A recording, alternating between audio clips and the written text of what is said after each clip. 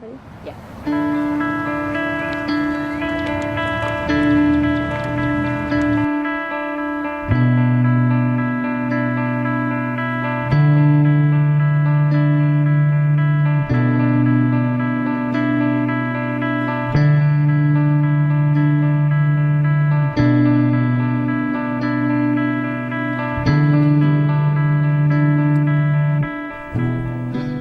The University of North Carolina at Chapel Hill. About as liberal-minded as a university campus can get. Even amidst the vibrant blossoming of this campus and community, however, the need to cover one's identity still lingers.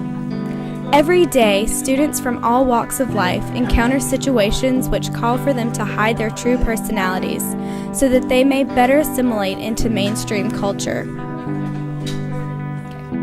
The few who have managed to overcome the tribulations of such demands and begin the process of uncovering their true selves are able to reap the benefits of their struggles.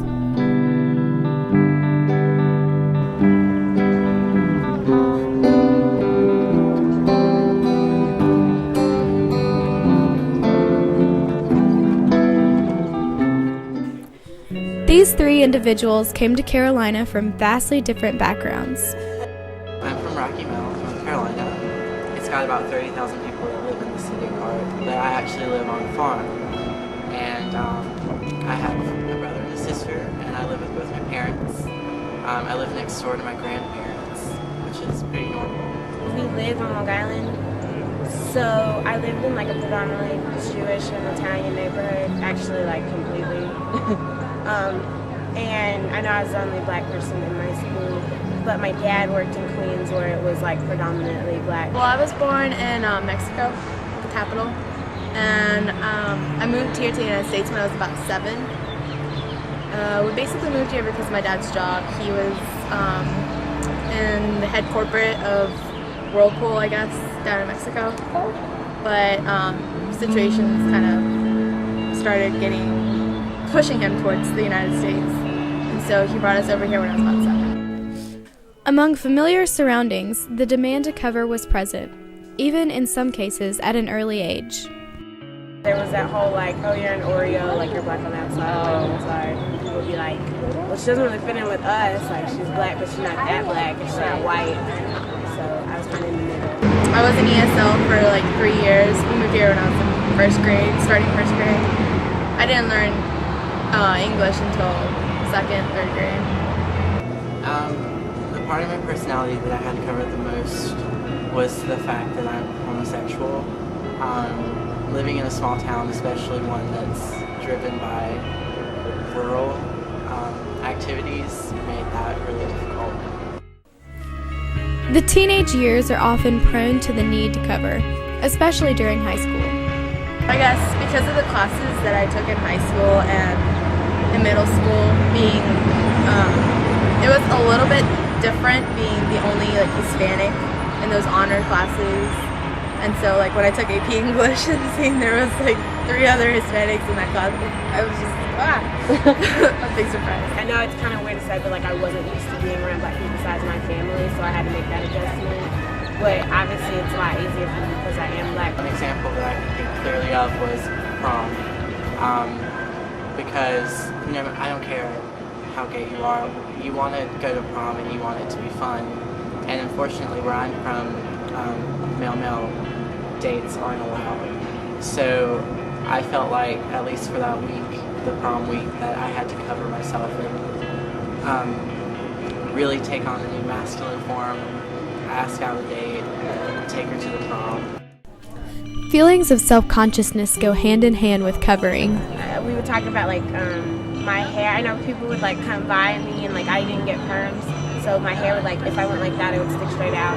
And some people just thought that was hilarious, and they would like try to stick my hair out. So I told my mom I wanted to start getting perms so my hair could like flow like a white girl's. And I guess some other ones would have been anytime I went in for a job interview, I always toned it down because I'm pretty obviously gay most of the time. So when I go in for job interviews, I bring it down a couple of levels. And whenever I meet parents, especially, I tone it down a lot. I remember that when I was in first grade, one of my really good friends came up to me and she was like, hey, do you want to be my friend? And of course back then all I knew was like yes, no, green, go in English. So I was like, no. And then around 2nd grade she came up to me and she's like, you didn't want to be my friend last year. And I was like, probably because I didn't understand you. For each student, coming to UNC was a major factor in their progression towards uncovering. CHISPA is Hispanic Association, Carolina Hispanic Association, sorry. And basically it's not just only Hispanics are allowed to join, it's just about diversity and, you know, spreading awareness about Latino culture. We try to connect with other culture groups like in events and stuff, and we even do events where we connect with other campuses like State and Duke. Then there's situations where I've actually done the reverse and toned it up and gotten gayer to impress people who are higher up on the gay hierarchy here. I can remember at the beginning of the year I pretended to like musicals much more than I do because I actually get musicals. And I've learned the lyrics, and learned the songs, and learned the stars of all these musicals just to impress people. When I got here, I tried to find ways to like come into my culture, and the Black Student Movement was definitely the place to do it. And because we are such a like open and liberal school, it's really easy for me if I do have a problem with something to say something about it.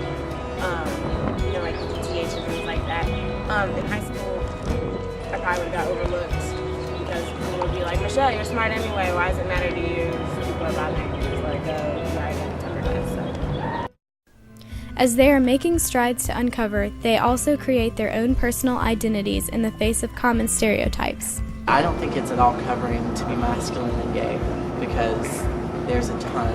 In fact, I would say there are more people that are gay and masculine than are gay and effeminate. Yeah. I feel like every gay man kind of works towards being saving or retaining just a little bit of that masculine nature because in reality we're all looking for a masculine counterpart. Yeah, as soon as I got here, well, I know a lot of people that, like my Black friends that I had in high school, we had taken a trip here, and the first thing they said when they got off the bus was like, uh-oh, we gotta act white now. And I was like, really? Okay. Like, I feel like at a liberal school, especially at Carolina, the one thing they want you to do is be yourself. If it wasn't for diversity, I mean, this whole campus is based on diversity, and everybody brings something different and unique to our little melting pot, if you will. So if you're hiding it, you're kind of denying yourself.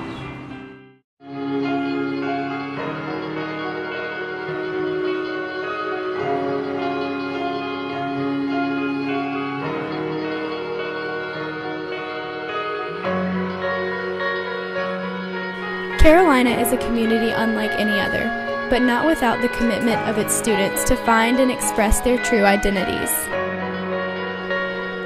Though covering will always be an issue in society, students have proven that it is indeed possible to partake in the daunting but liberating process of self-expression.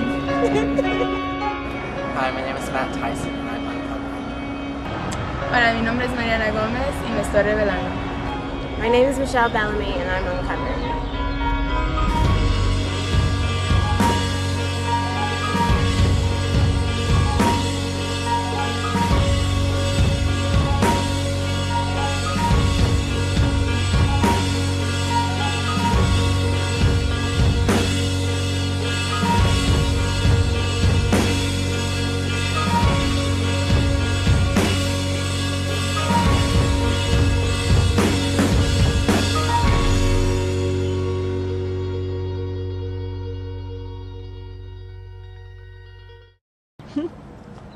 Questions.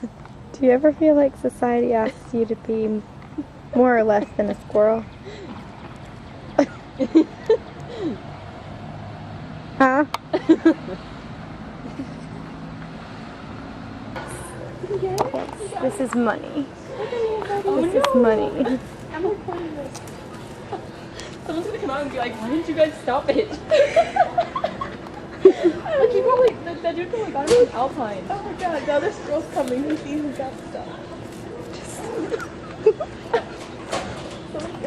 70. That's a little guy. So funny. The perpetrator. Cute. Is that good? Just high five, just for the record. I've ever high five. Just kidding. That's That'll be great. like a blooper.